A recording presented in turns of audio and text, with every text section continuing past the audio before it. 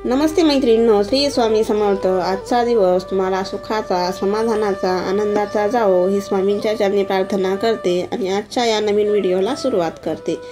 तर मैत्रिणींनो, मार्गशीर्ष शुद्ध प्रतिपदेपासून ते मार्गशीर्ष शुद्ध षष्ठी म्हणजे चंपा षष्ठीपर्यंत या दरम्यान खंडोबा महाराजांचे नवरात्र उत्सव जो आहे तो साजरा केला जातो। प्रतिपदेपासून ते चंपा षष्ठी या 6 दिवसांमध्ये खंडोबा महाराजांनी मणी आणि मल्ल या 2 सुरांशी युद्ध करून त्यांचा वध केला होता आणि म्हणून या दरम्यान खंडोबा नवरात्र जे आहेत ते साजरे केले जातात। आणि ज्यांचं कुलदैवत खंडोबा आहे तर त्यांच्या घरामध्ये घटस्थापना सुद्धा केली जाते।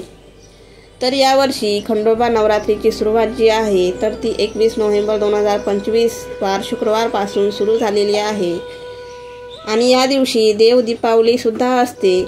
मार्गशीर्ष महिन्याला सुरुवात झालेली आहे तर 26 नोव्हेंबरला वार बुधवार या दिवशी चंपा षष्ठी आहे। तर या दिवशी या नवरात्रीची समाप्ती होणार आहे आणि मी तुम्हाला जी वस्तू सांगणार आहे ही वस्तू आपल्याला 25 नोव्हेंबरपर्यंत ही मी जी वस्तू सांगणार आहे ती तुमच्या देवघरामध्ये ठेवू शकतात। जेव्हा तुम्ही हा व्हिडिओ पाहणार आहात तेव्हा ही वस्तू तुम्हाला तुमच्या देवघरामध्ये ठेवायची आहे।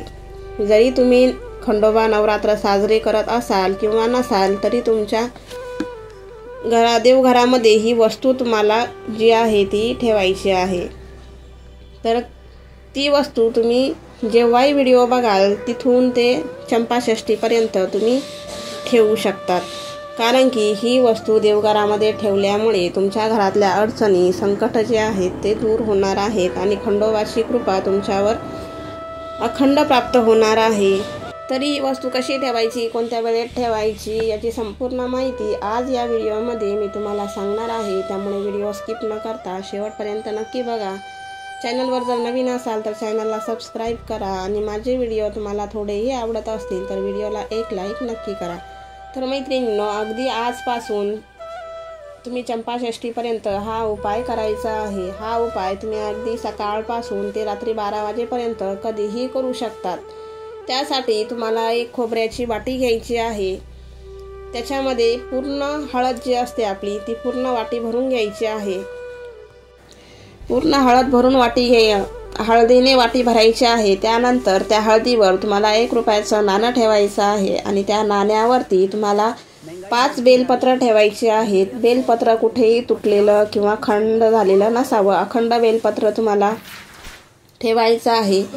ते तुम्ही 5 पानांचं जर बेलपत्र असेल तर तेही ठेवू शकतात किंवा 3 पानांचं जर असेल तर तेही ठेवू शकतात। अशा पद्धतीने तुम्हाला ही वाटी करायची आहे आणि ती तुम्हाला खाली एका स्टीलच्या प्लेटमध्ये ही वाटी ठेवायची आणि ही तुम्हाला तुमच्या देवघरामध्ये जर खंडोबाचा तुमच्याकडे टाक असेल तर त्याच्यासमोर किंवा नसेल तरी असंही तुम्ही ही वाटी देवघरामध्ये ठेवायची आहे। त्याच्या खाली तुम्हाला छोटीशी प्लेट ठेवायची आहे, कारण की जर ती हळद जर सांडली तर ती प्लेटमध्ये सांडेल।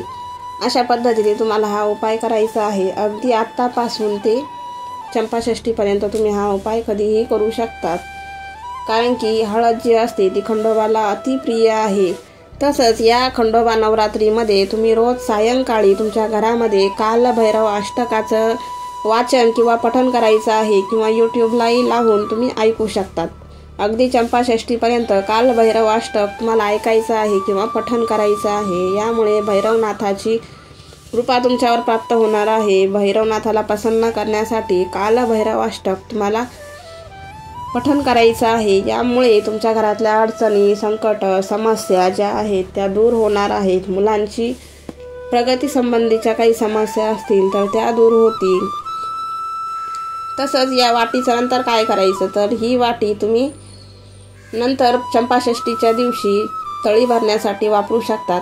त्यानंतर जे 1 रुपयाचं नाणं आहे ते तुम्हाला तुमच्या जवळ जपून ठेवायचं आहे। तुम्ही जेव्हाही कधी जेजुरीला जाणार तर तेव्हा ते 1 रुपयाचं नाणं जेजुरीला तुम्हाला दानपेटीमध्ये टाकायचं आहे आणि जी बेलपत्र आहेत ती तुम्ही पाण्यामध्ये प्रवाहित करू शकतात। अशा पद्धतीची ही सेवा तुम्हाला करायची आहे। आजचा व्हिडिओ तुम्हाला थोडाही आवडला असेल तर व्हिडिओला लाईक आणि चॅनलला सबस्क्राईब नक्की करा। भेटूया पुन्हा नवीन अशा छानशा व्हिडिओमध्ये। तोपर्यंत धन्यवाद।